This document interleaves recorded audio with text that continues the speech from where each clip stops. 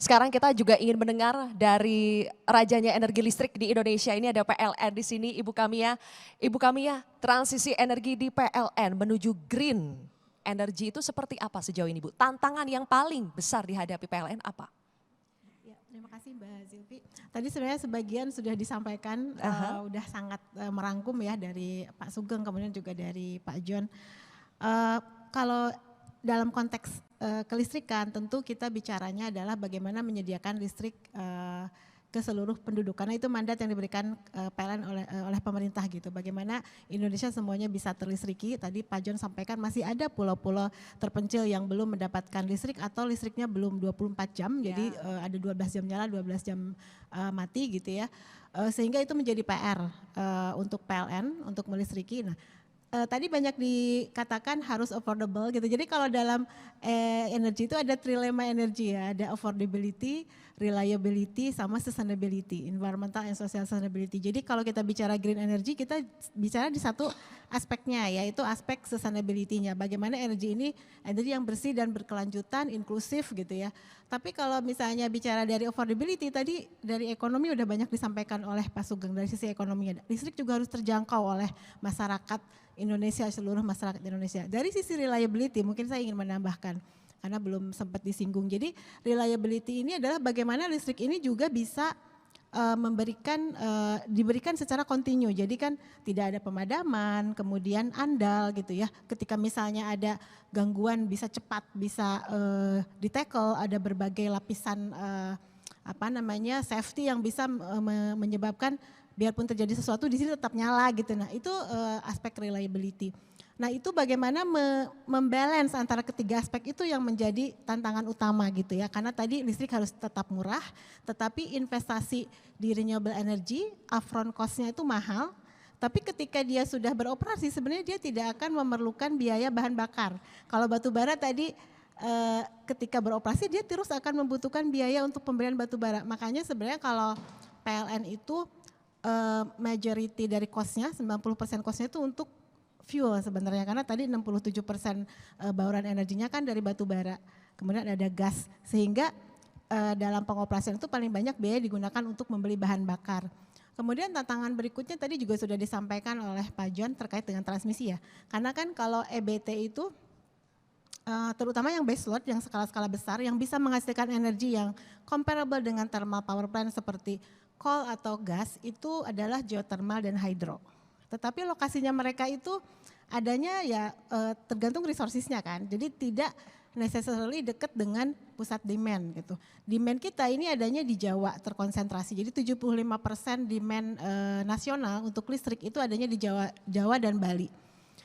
Sementara sekarang potensi-potensi EBT di Jawa Bali itu sudah lumayan hampir habis gitu, sehingga memang yang tersisa adalah potensi geothermal di Sumatera gitu ya, misalnya di Sulawesi, kemudian untuk hydro banyak di Kalimantan, di Sumatera, sehingga memang dibutuhkan jaringan yang bisa mengevakuasi energi bersih tersebut antar pulau. Jadi kalau sebelumnya kita memang terisolasi, Pulau Jawa hanya dengan Bali aja sudah terkoneksi, dengan Sumatera belum. Nah nanti kita akan membutuhkan interkoneksi namanya inter-island connection antara Sumatera dan Jawa, demikian juga dengan Kalimantan, karena Jawa tidak bisa self-sufficient lagi, dia membutuhkan energi dari pulau lain karena energinya harus yang bersih.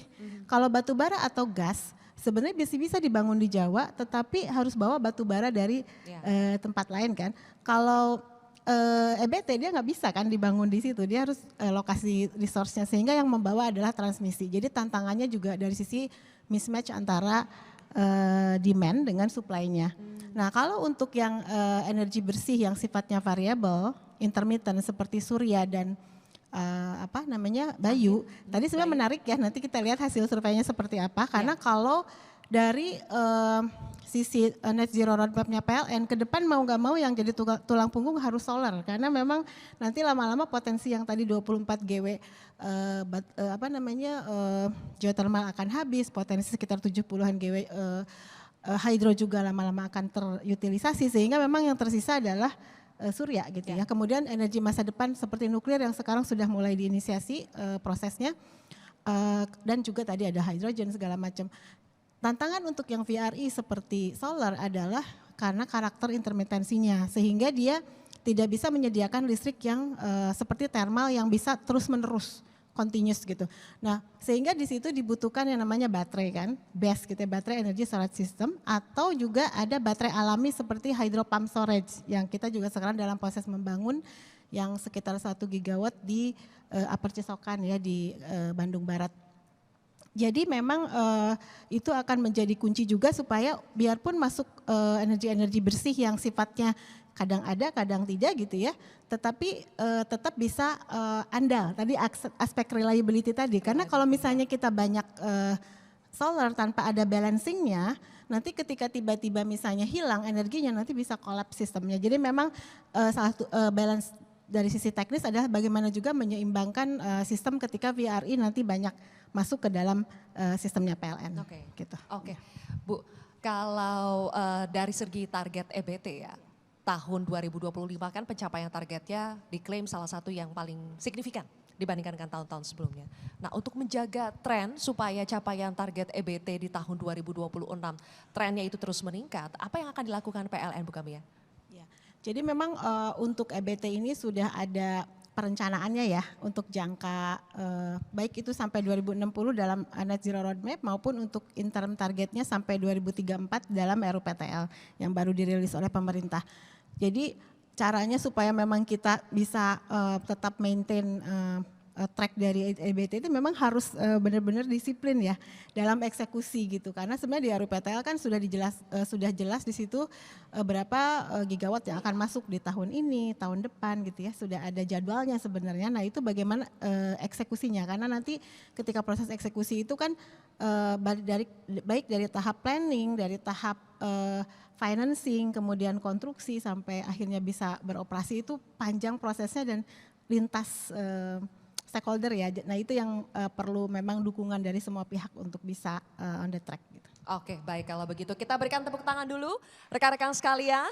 Jelajahi cara baru mendapatkan informasi. Download Metro TV Extend sekarang.